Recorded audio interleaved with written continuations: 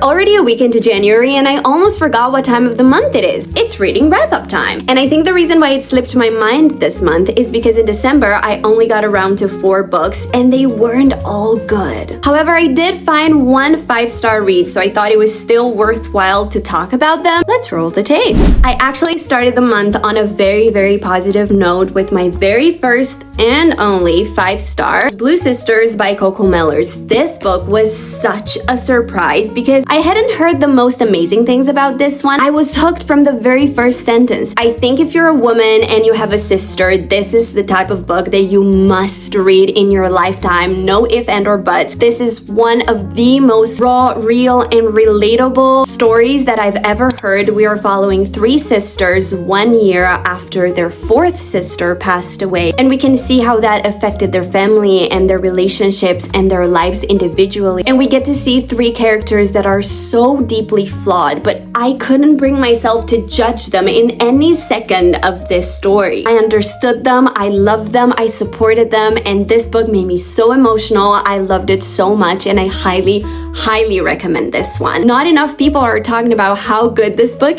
is. Given the fact that it was December and Christmas was coming around, I wanted a short, quick, nice Christmas book. And the one I picked was Christmas at Valentine Inn, and I didn't like it. I think if you liked If It Makes You Happy, you could potentially enjoy Christmas at Valentine Inn. It didn't hit for me. And because I read Quicksilver in November, I decided to go into the newest release in the series, which was Brimstone. This book took me 16 days to read. 16 days. It's not that it was a bad book, it just didn't grasp me. I'm genuinely considering not continuing the series, or maybe it was right book, wrong time. And last but not least, I could not escape the hype around Heated Rivalry. You know what? Who am I not to join a bandwagon? The last book I read in December and in 2025 was the first book in the Heated Rivalry series, Game Changers. It was a nice hockey romance, very spicy, but I really liked the relationship between the 2 main characters, and I liked the way that it set up the story for the next books. I don't know if I would have liked it as much if I would have read it on paper, but as an airport listen, it was very nice, and it wrapped up my 2025 reading. That's it. That's all I read in the month of December. It was kind of anticlimactic. Let me know what was your favorite read of December and of 2025, and without further ado, I'll leave you to reading.